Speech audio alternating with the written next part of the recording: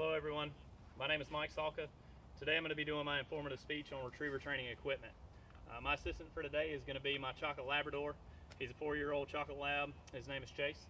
The first piece of equipment you'll see that he's actually standing on is a raised platform. Raised platform can be used for many different reasons. The most common being in a hunting scenario. If you're hunting in a watery area and you're actually in the water, it's going to keep your dog raised up out of the water and help keep them maintain a good warm temperature for them. For training purposes, I use it as a place platform.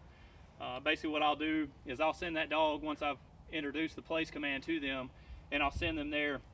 It teaches them that they have to stay in that area until I tell them otherwise. Some of my references that I've used throughout my training and for this speech is Mr.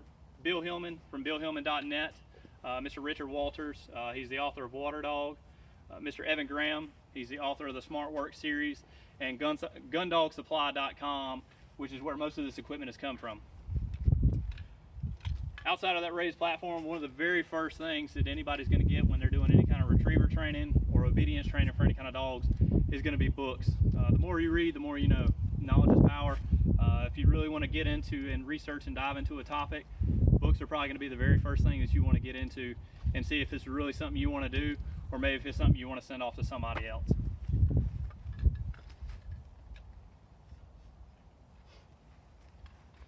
Fun bumpers, toys, any kind of chew toys or anything like that. Once you get your puppy, it's common for everybody to get as many toys as they can because they want their dog to have as much fun and chew on everything they can, which is fine. But for retriever training, you want to kind of keep that to a minimum. It doesn't really matter what you start out with, whether it's an item like this or a tennis ball, something real easy for them to pick up, a little squeaky toy, something that gets them excited, just as long as it's in moderation and it's not done 20 minutes at a time. You just want to kind of keep it broke up in small increments.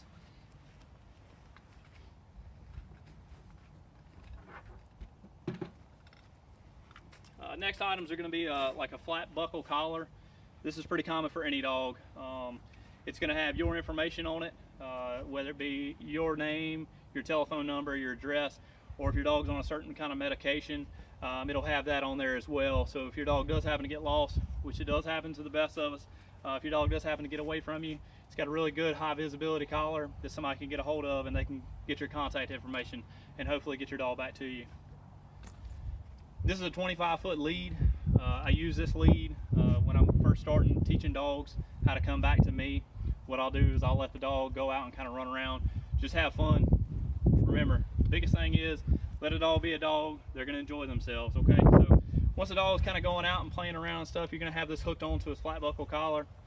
And once you want to start introducing that here command and having them come to you, you'll grab the end of this 25-foot lead and you'll just kind of slowly start reeling them in while you're calling them in to you.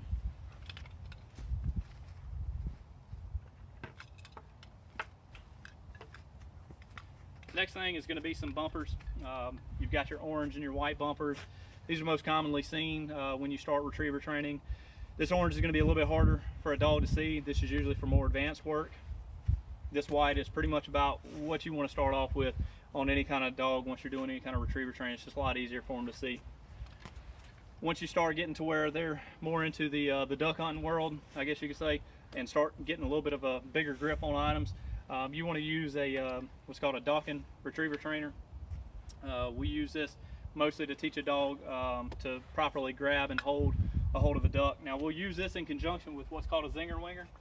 We'll load this up into the, for lack of better words, it's like a dog catapult for solo training. You hit the button, it pops off in the air, and the dog goes and chases after it. I'll go ahead and demonstrate that for you right now.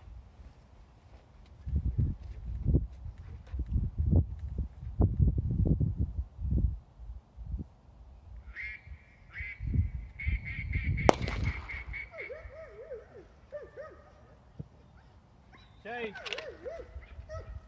What Mr. Chase is doing is he's demonstrating using that Zinger Winger equipment. Good boy, here. It's really helpful when you're doing any kind of solo retriever training. Good boy, here.